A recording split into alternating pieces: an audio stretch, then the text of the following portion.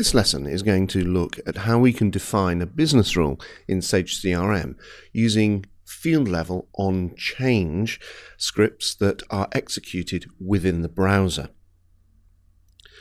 Now let's have a look at a screen within Sage CRM. We can see that we're looking at the company screen for a company called Eurolandia. This is the company summary screen.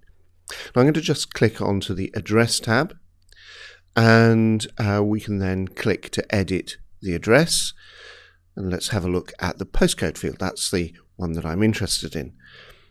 If I enter some text into this field in mixed case, for example, and you can see here that I've written postcode in mixed case and trigger the onChange event, you can see that the text has now been corrected so that it's all capitalized.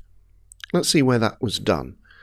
So we need to go back into administration and then into the secondary entity area where we can find the address, and then go into the address screens and then into the screen address box long. And the field that I want to show you is the address postcode. We can see that this has an onChange script associated with it.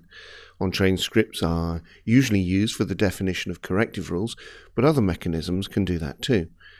But today I'm really interested in those scripts that control the behavior of fields on screens, and so I need to switch back just to cover this in that last slide.